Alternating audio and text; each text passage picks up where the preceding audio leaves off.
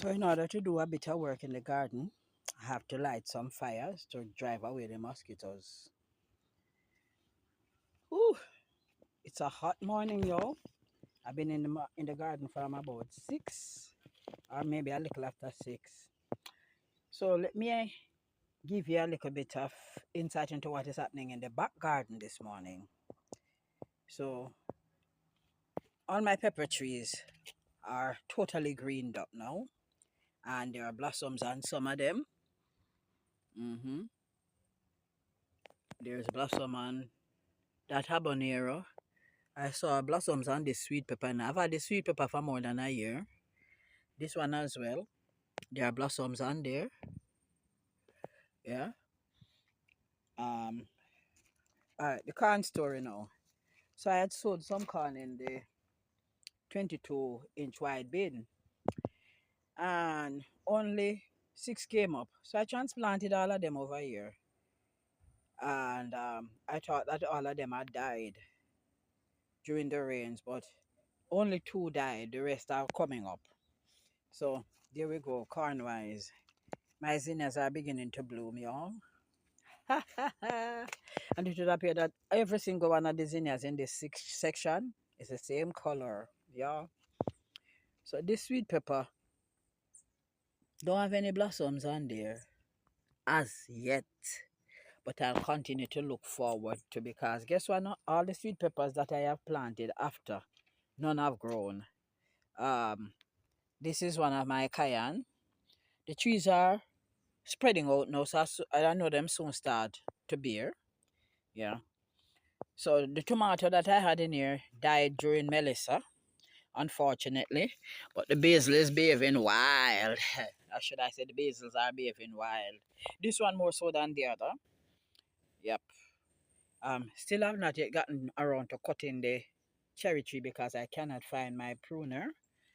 Um, so that's why the cherry tree has not been cut. And I need to cut the cherry tree. For the express reason, it is shading out this bed and that bed. So let me take you around now. Before I get around there, gingers are really going on fine. Run about now. Um, the shade don't seem to be doing this ginger bad at all. But I want you to recognize that even the mint is suffering from the insect attack that has been launched upon the garden. The French time is gung ho. Oh boy. I think I should take this up from here and put it somewhere where it get a little bit more space. I get a little bigger container. I think so. All right, so most of the pumpkin that were in this container have died. They died during Melissa. That is the one and only one that is still alive.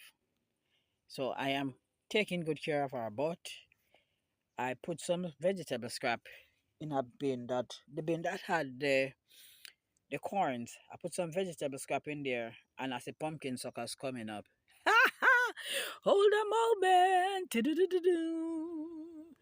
Cayenne is beginning to put on blossom over here. That's blossom on my cayenne pepper, y'all. All right. All right. Again, the slugs are doing a number on my plants. Oh, look at the big black caterpillar in the pak choy. You see him? Wanna see the nasty something? Oh my God. So them want eat, and me not eat and me plant. I'm so sorry, y'all, but people like these, you don't allow the enemy to stay alive. You kill them. Okay, sorry about that. You dispose of the enemy, okay? You dispose of the enemy. So the chives have been given a wind that took out all the callaloo that was in here. Look, y'all, I'm getting my own pak choy seeds. And these are what I'm going to be sowing back. Yep. So this is one of my susumba. This is the one that is in the backyard. And I have another one in the front. Yes. And this habanero is loaded down with blossoms as well. Yeah. There's not much in this bed because this was mainly callaloo dominated. and I have removed all the callalus from this bed. So the space is there. I have a lot of suckers down the backyard. I'm going to take some up later this evening and transplant. I have some cabbages that need to be transplanted. But once I transplant them, I'm going to be covering them over immediately and pray that stink bug, y'all, and pray that I won't have an issue with insect invading my cabbages. This is another zinnia and chives. The chives, I'm going to show you some more chives. All of the chives are planted on the same at the same time. I have harvested from this, never dehydrate, as I said. I utilize them fresh. So chives, chives, more chives. And I uprooted the chives that were in another bed, and I'll tell you why in a moment. But let me take you there first. All right, so these are the chives that I have uprooted out of this bed that I had planted the beet. I think there's a problem with growing vegetables in this area. All of these roots keep coming up into the bed, and they bound the root of the plant, and the plant begin to struggle. Them start off looking good, and then afterwards, them just start to struggle. It's not that they are not being watered, they are being given water, the same set of nutrients, yet still everything else thrive except what is planted right here. So I am going to be putting in two fruit trees in this area. Two. Two fruit trees. So I might put the mulberry and and the apple. I might put the mulberry and the apple in this area. Yep. So mulberry and apple may go here. And folks, yes, the fruit trees can be planted close. They can be planted close. So I am planting, I am maximizing on the space that I have. When you have a fully containerized garden, none of your fruit trees have acreage. They are stacked close together in order to maximize on space. So what I am doing is mimicking what we do when we plant in containers. These will be in grow bins, but it's the grow bins without bottom. So they will eventually seep into what is the soil, but it will take a while for them to get into the soil. I am praying that they will fruit prior to going into the soil, hmm so that I don't have to wait forever to get fruit from them. All right, but so my orange tree is still doing her thing. I had to come up here this morning and take off almost a million citrus dog off of the tree. No, once you see them, remove them, because if you don't remove them, your tree will be stark in no time. So as soon as I see them, I take them off the plant. I will be putting the other citrus plants right up in this garden, further up, further up. I'll show you where we're going to put the other citruses. Or maybe I should put the Jew plum down here. One of the Jew plum down this side. So we don't have two Jew plums so close to one another. So I can put one of the Jew plum down here. And where I have that Jew plum situated, I'm going to put the apple up there. Yes. The mulberry I know can manage shade. So, and but when I cut the cherry tree, it going kind of letting back the sun. Yeah. So this, I have covered a couple of beds. This bed, I tilled it up this morning, added some organic material, and I've covered it. I've done that to this bed, which is designated to be the brassica bed as well. Um, of the seeds I sowed in there, I realized that we have what, two, three okra. One is very lame, two look kind of goodish. In this bed also, I buried some organic manure or organic material this morning, and I have covered it up because of a truth, the soil really ought not to be left bare. It should be covered. When you keep the soil covered, it encourages the life form that lives within the soil to remain very active. So I am getting back to covering my soil because that's how I normally grow. So I shouldn't have an exposed bed.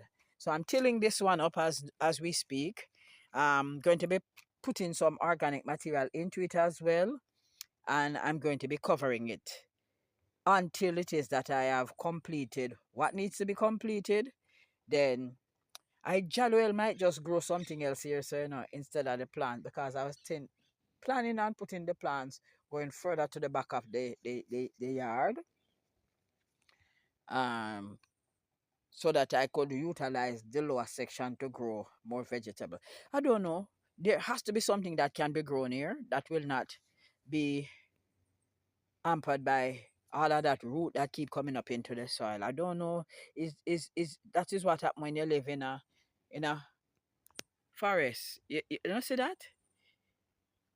My son was supposed to have come and debush, but he has not arrived. Ha! Oh Lord. Moving along, moving along.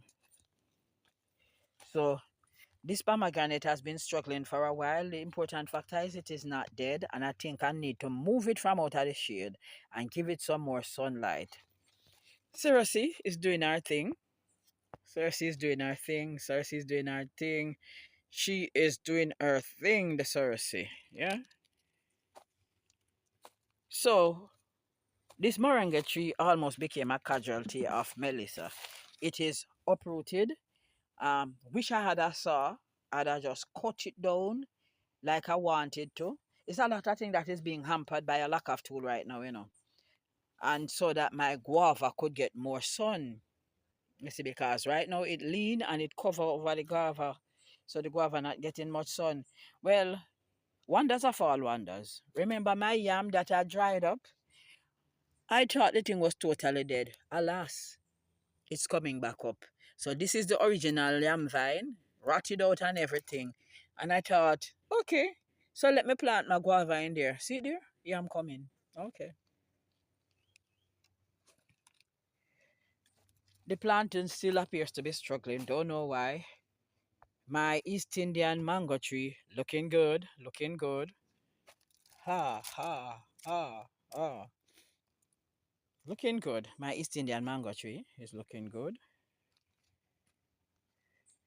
There's a volunteer melon in there, and that over there is Malabar spinach. I never planted spinach. Well, this bed is a wonder bed, right? So this is not planted in there. It's in a container and it's in there. I saw some cucumber seeds in this bed, and these are the only two that survived Melissa. These are the only two that survived Melissa. So I put this upright and this upright, and I'm going to be wrapping strings across so that this and this cucumber can vine up.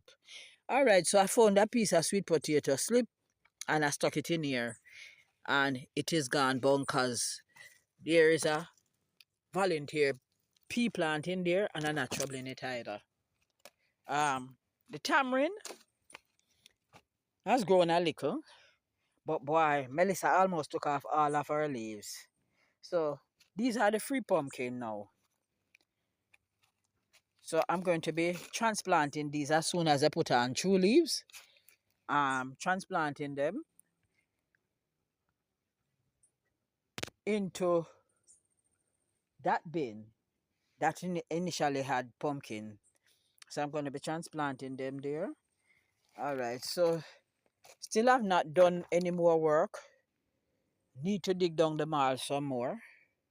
Still have not gotten around to doing it. I got a pickaxe. The pickaxe came minus a stick. I don't know why I think that all pickaxe come with stick. Well, that one don't come with stick. You have to buy the stick separate. So I'm needing now to go and buy a pickaxe stick. The soursop was battered by Melissa as well. She's coming up. You notice this Jew plum lost some of its leaf. Melissa again. But these two will bounce back. So alas, I see this is definitely a papaya. And I'm not even going to trouble it. You see, anywhere it stay and grow, I'm going to leave it there. This might be the only plant that is growing, tree rather, that is growing in the middle of the garden. Apart from those that were planted long before I changed my mode of gardening. Yeah, so this, I'm definitely not troubling that, Papa. Not at all. That papa going to stay. It's going to be staying right there. I think I have about 6 or 8 suckers in a container in the front garden that also will remain there.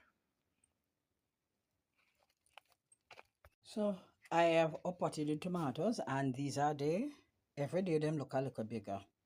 Somehow this kind of look like cherry tomato. These look like cherry tomatoes. Maybe I'm wrong, maybe I'm right, but these look like cherry tomatoes. So oxheart, uppotted the oxheart as well. Um, Two more cherry. I am assuming these are cherry because them look like these.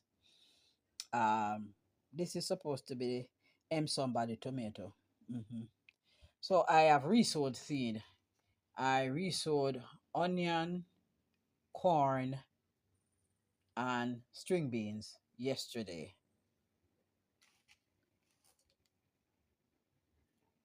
Yes, my people. That's kind of what is going on in the garden right now.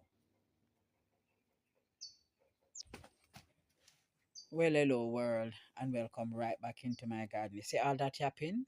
I totally forgot to have introduced myself. And we introduce ourselves and we're going to sign out same time. Just imagine that, no? Oh, and see my mulberry that needs to be up potted around here. Look, see my fancy looking mulberry and my cherry tree that these are in grow bags, you know. The plastic ones at that. But I'm doing fab. Yes, sir. Until we meet up again, right here in the garden.